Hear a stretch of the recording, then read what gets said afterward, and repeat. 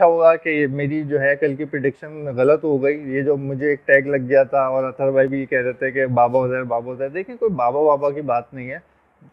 सीधा सीधा सा हिसाब है। टीम सामने, टीम कौन सी खेल रही है। India team is a very big team. India के पास बहुत बड़े बड़े सुपर स्टार्स हैं।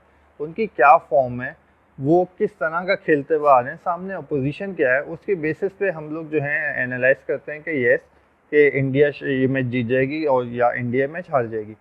अब इंडिया मैच हारी, इंडिया बेसिकली मैच खुद हारी। वो मैच इंडिया से किसी भी तरह हारने वाला था नहीं। इंडिया वो मैच कभी भी श्रीलंका के अगेंस्ट नहीं हारती। इंडिया ने इससे पहले इतनी सीरीज खेली हैं श्रीलंका से, हार्डली श्रीलंका ने कोई मैच जीता होगा 5-0 3-0। इंडिया हमेशा कन्विंसिंगली जीतती है। लेकिन उस दिन इंडिया खुद ही ऐसा लग रहा था खुद हारने के लिए आई है। Rohit Sharma I don't know किस तरह की कैप्टनसी कर रहे हैं, क्या उनके दिमाग में चल रहा है, किस चीज़ का उनके लिए किस चीज़ का उनके ऊपर प्रेशर है, आई जस्ट डोंट नो। लेकिन the thing is, Virat Kohli का जिस तरह का उन्होंने शॉट खेला था, वो ऐसा लग रहा था कि मतलब आज मूड में नहीं खेलने के, मतलब इस तरह का उन्होंने अपने बिगनर्स लेवल में इस तरह का क्रॉस बैटेड शॉट कभी नहीं खेला। Virat Kohli always used to play with the straight bat, और अपनी इनिंग जो वो स्टार्ट करते हैं वो इतना पॉजिटिव स्टार्ट करते हैं। इतना रैश शॉट विराट कोहली के एंड से, date was very shocking.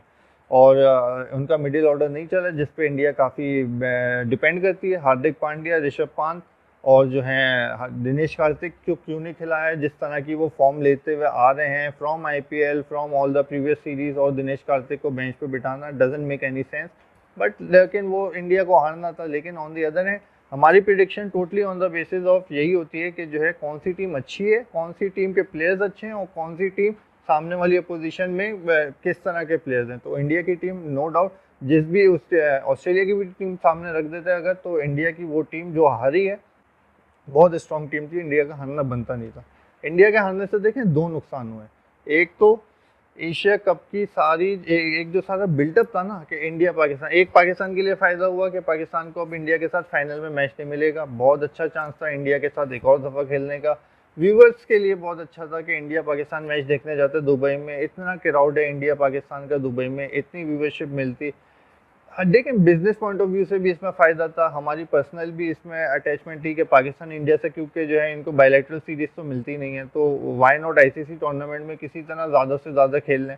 Fortunately इस दफ़ा चांस था कि एक ही टूर्नामेंट में आप इंडिया को 3 बार खेल लें। एक दफ़ा इंडिया ने आपको हरा दिया था, एक दफ़ा इंडिया ने आपको जिस तरह हराया था वो इतना कन्विंसिंग नहीं था। वहीं से पता चल गया था कि पाकिस्तानी टीम क्या कैरेक्टर लेकर इस टूर्नामेंट में उतरी है।